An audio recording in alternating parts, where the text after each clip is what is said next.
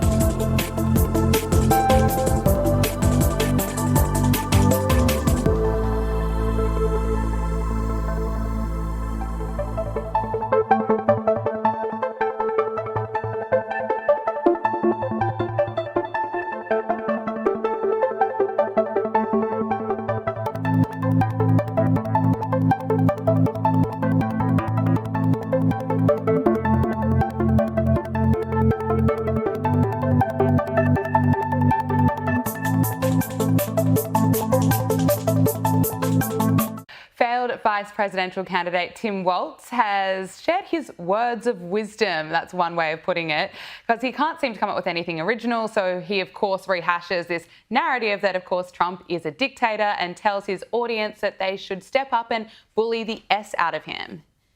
Called out on this because I called Donald Trump a wannabe dictator. It's because he is. It's because he is. Oh. The governor's being mean, and the governor's speaking out on that. Well, maybe it's time for us to be a little meaner. Maybe it's time for us to be a little more fierce. You bully the shit out of him back. You push back. You make sure they know it's not there. Caitlin, I can't even watch him. You know, I thought it was bad during the election campaign. It appears he's maybe even getting worse. But, you know, his kind of message now that the Democrat Party should be getting meaner. They're struggling so much at the moment. Is that going to help them? It's not going to help them. They're struggling. They have no message. They have no real leader. They actually have nothing. So they're resorting to the message of bullying. Bullying because they cannot argue against a factual debate. Bullying because they have no leader. They have no message. They have nothing to run on. The Democratic Party is so lost right now.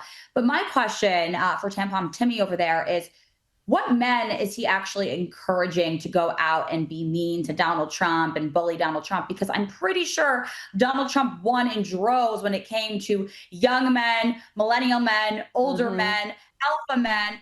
So if he's speaking to the beta males, I don't know how strong they're going to be at going to bully someone like Donald Trump and the truth. So I wish them luck there. Yeah, good luck to them. Now, I want to talk to you about health, because RFK Jr. met with Argentina's President Javier Milei, and both leaders reaffirmed their plans to withdraw from the World Health Organization. RFK Jr. posted an image of the two leaders with the message, "I had a wonderful meeting with Argentina's President Milei about our nation's mutual withdrawal from the coup and the creation of an alternative international health system based on gold standard science and free from totalitarian impulses, corruption and political control. And Malay's government also blasted the WHO for what it called a failed COVID response, and he's not wrong there, and claims that they're not based on science but on political interests and bureaucratic structures that refuse to review their own mistakes. Now, the US is scheduled to officially withdraw from the World Health Organization in January next year, but talk to us about this alternative health system that RFK Jr. mentions. It's obviously in its formative stages, but what's it going to look like? I think what it's going to look like is what so many Americans have been longing for, right? I think the American people have been asking the question for some time now, what is the WHO anymore?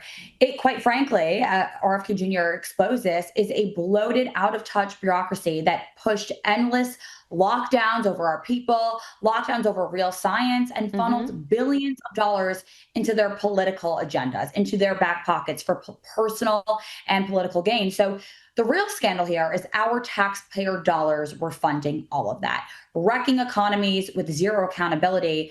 And take Argentina, for example, 400 plus days lockdown, small businesses crushed, freedom destroyed, stripped from the American people, any of their rights were stripped away. This was all under the WHO's watchful eye. So I think this new alternative is going to hold these global health elites to the test.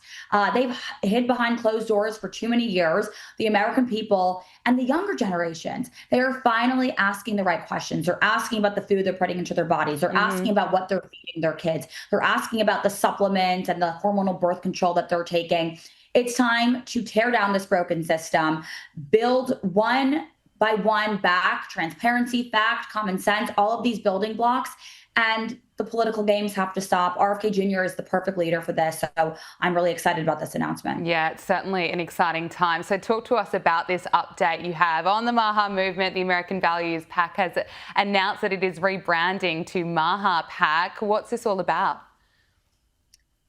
That's right. So we have been on the front lines of RFK Jr.'s revolutionary movement right from the start, right from the very beginning. And now look at all the beautiful forces we have in this movement. The true unity party, combining Maha, combining the MAGA world. This movement is for everyone. It's for the young moms. It's for the struggling parents that don't quite know anything about the health movement. They're just starting to ask questions. Now, the Maha movement swung the 2024 election. We all know that, swung it to President Trump. Now, we at the Maha PAC are now committed to swinging the 2026 midterms to Republicans who will help advance this agenda. We need to help push forward all of Kennedy's promises for the Maha agenda. So the 2024 campaign, for all your viewers out there, was just the beginning. Today and moving forward is where the true Maha revolution begins. So again, so excited for this announcement, a lot in store, and I hope your viewers come with us. Caitlin, congratulations. I can't wait to see where this goes, and you'll have to keep us updated in the coming months and years ahead, as this is just a movement, as you say. But Caitlin Sinclair, thank you so much for joining us on Power Hour. Thank you.